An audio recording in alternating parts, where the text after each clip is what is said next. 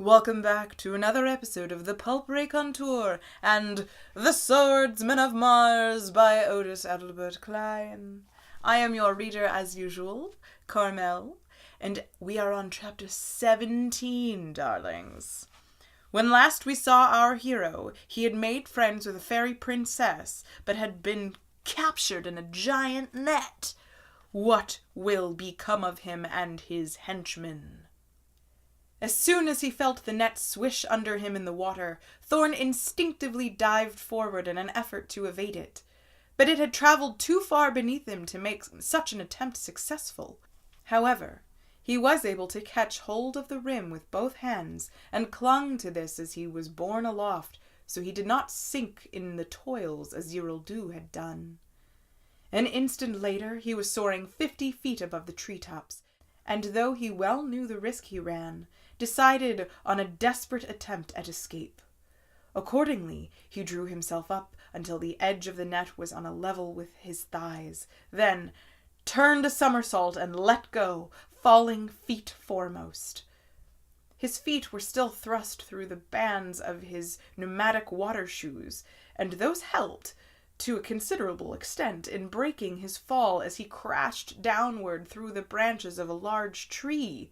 Straight down through the foliage he plunged, and upon striking the ground, bounced upward like a rubber ball on his resilient water shoes. After several gradually diminishing bounces, he checked himself by clutching a shrub. Then he swiftly removed the water shoes, and taking them under his arm, dashed away through the thick undergrowth. So dense was the leafy tangle overhead that Thorn was unable to see his enemies, though he heard their shouts and learned that a warrior was landing. But this same dense canopy prevented his enemies from seeing him, and for this he was thankful. He was grieved by the capture of his faithful retainer, but he could not possibly help Ziraldu, and would only render his own capture or death certain. Moreover, there was his debt to Thane. Somehow he must contrive to escape, for her sake. It was not long before he came to a narrow stream, almost completely concealed from observers in the sky by the branches and lianas which arched and interlaced across it. The stream, he soon found, had seemingly endless ramifications, and he travelled for several hours. In this manner he grew weary, hungry, and thirsty, and decided to stop for rest and refreshment. Instead of sleeping directly out on the bank, he caught hold of a low-hanging liana. By means of this he reached another, and swung himself up into a tree. Removing his water shoes, and slinging them over his back, he now travelled for some distance by swinging from tree to tree before alighting on the ground. Wearily, he flung himself down on a bed of soft moss beneath the spreading branches of an immense aromatic cibolis tree.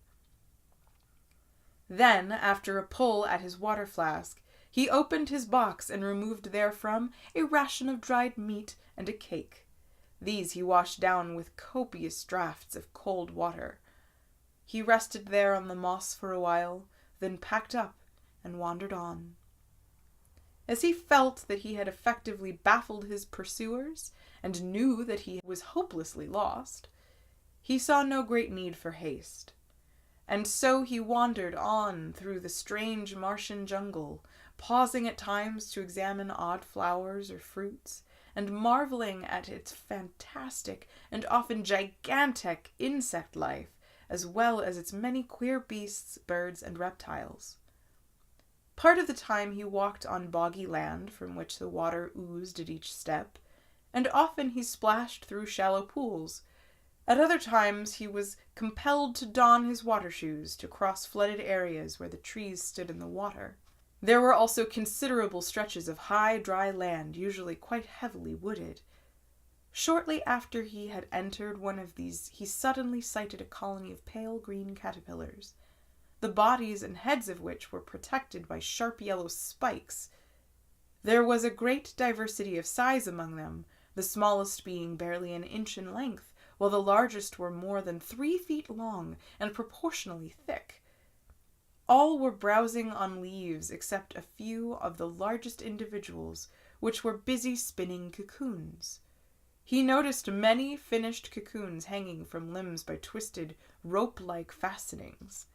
They were pale green in color, and of glistening, silky texture. Presently he came to one hanging directly above his path, its lower tip at the height of his head. Curiously, he extended his hand to feel the silky covering, and pinched it to test its thickness. But scarcely had he done so ere a mournful, wailing cry smote his ears. It sounded much like the cry of a newborn human child, and seemed to come from the cocoon he had touched. He jerked his hand away, but the wailing continued. Then he was suddenly aware of the whirring of a host of invisible wings in the air above him. There was a sharp twang, and a tiny arrow embedded itself in the ground at his feet. A second whizzed past his ear, and a third grazed his arm. He realized that he was being attacked by the little people, and suddenly thought of the ring. Snatching it from the pouch in which he had placed it, he rubbed it briskly on his palm. At this the twanging of the bowstrings ceased, and where he had only heard the beating of their wings, he now saw a number of the Ulf men hovering in the air. All of them were slightly larger than Erinne. There was as much diversity of appearance among them as there would have been in a similar-sized group of humans.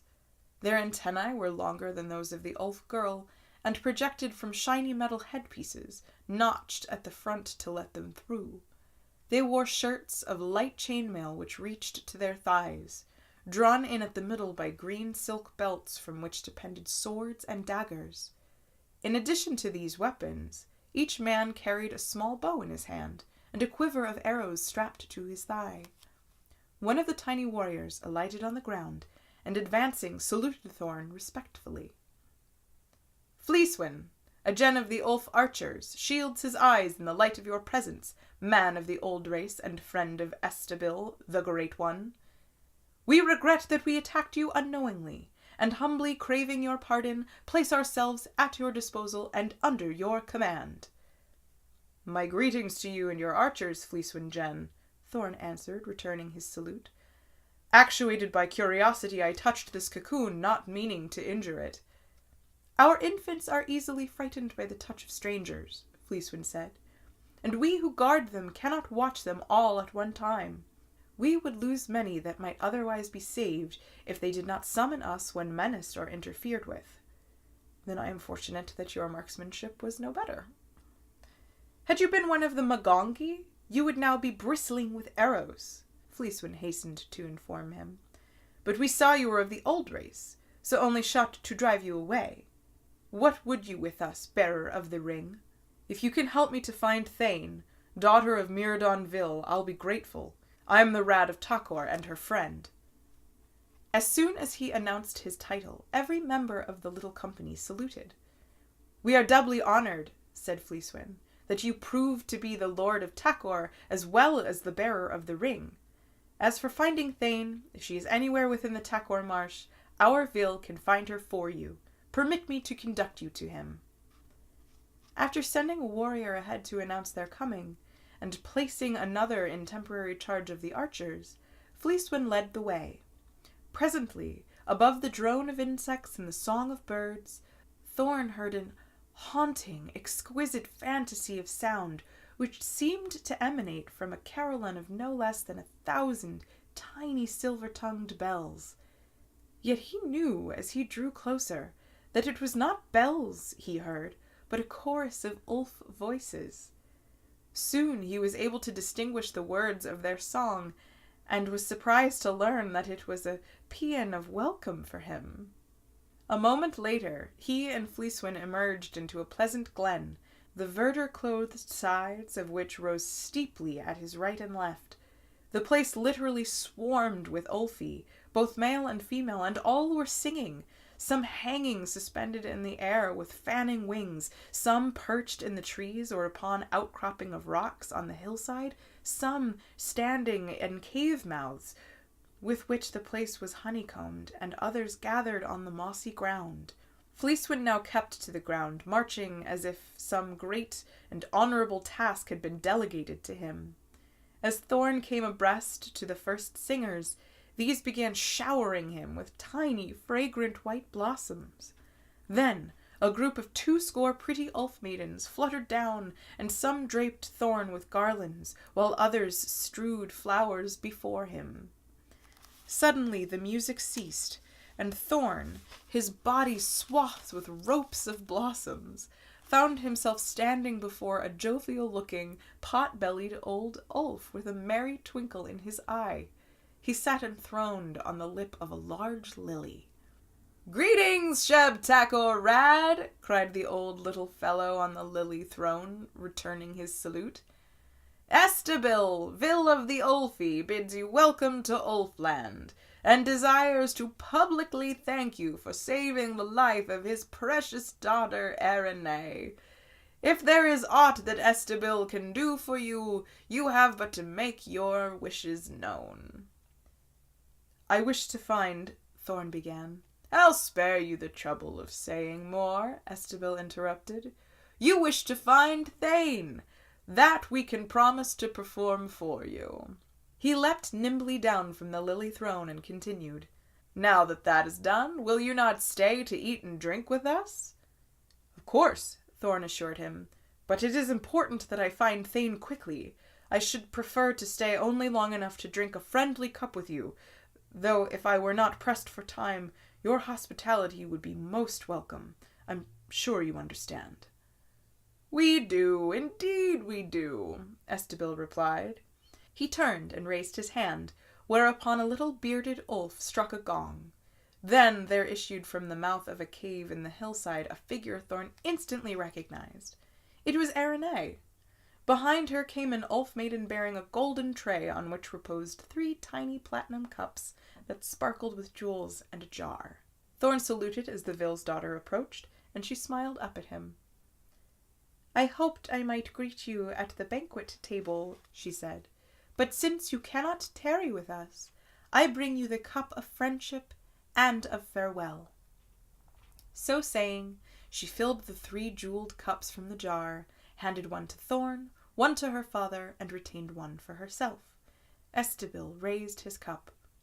"Once there was a Rad of Takor," he said, "who wandering through his marshlands saw an elf maiden about to be done to death by a savage monster of the air. The Rad slew the monster and rescued the elf maiden, who proved to be the daughter of the Vil of the Ulfi. Every Ulf, from the Vil to his lowliest subject, will never forget, and in this cup we pledge to the Rad of Takor our eternal friendship." He and Erinne both raised their cups to their lips, and Thorn followed their example. "The Rad of Takor gratefully accepts the pledge of friendship of the Ulfi," he said, "and is deeply sensible of the honor thus bestowed upon him. In return, he pledges his lasting friendship to Estabil, his lovely daughter, and his loyal subjects." As soon as they had emptied their cups, Estabil raised his hand. Behind him the gong sounded twice, and a dozen Ulf warriors, flying 6 on a side, emerged from the mouth of a cave high in the hillside, bearing between them a rectangle of silken fabric about 8 feet long and 4 feet wide. They alighted in front of the Vil and saluted. "The Rad of Takor is ready to be conveyed to the house of Thane." Then he turned to Thorn. "Seat yourself in the middle of the cloth, my lord," he invited, "and you will be carried swiftly and safely to your destination." Though he was not entirely reassured as to the safety of this fragile conveyance, Thorn did as directed. The Vil raised his hand, the gong sounded 3 strokes, then the wings of the 12 Ulf warriors began whirring rapidly, and Thorn felt himself rising. All around him the Ulfi burst into song. He waved farewell. A moment later he was gliding over the treetops, the Ulf song swiftly dying in the distance. Presently they flew over a lake, in the center of which was an island. Straight to the island they took him, and set him down in the midst of it in a small clearing. One of the Ulf warriors touched his arm and pointed. "There is the house of Thane." Thorn gazed intently in the direction of the little fellow indicated. Presently he was able to make out what had entirely escaped his attention before. A small, irregular-shaped stone house, camouflaged with vines and creepers, surrounded by trees. "Ah, I see it now. I am beholden to you and your vil for this favor. Please convey my thanks to him." One of the little warriors rolled the cloth into a bundle and thrust it beneath his arm. All 12 of them saluted and swiftly faded from view. He crossed the clearing, and entering an opening in the vines found a large circular doorway cut into the stone. The door stood open, revealing a large room with several swinging chairs, suspended divans, and a fireplace. 3 circular doorways cut in the walls led to other rooms. "Thane?" he called, then waited expectantly. There was no answer. He was about to call her a second time when he suddenly heard a low growl from one of the rooms beyond. Then, out of that room streaked a huge black-haired beast with short legs, webbed feet, a paddle-shaped tail, armed with spikes, and a cavernous mouth as large as that of a crocodile. He instantly recognized the Delph. There was but one thing to do, and that quickly. Thorn seized the handle of the great door of thick planking and swung it shut.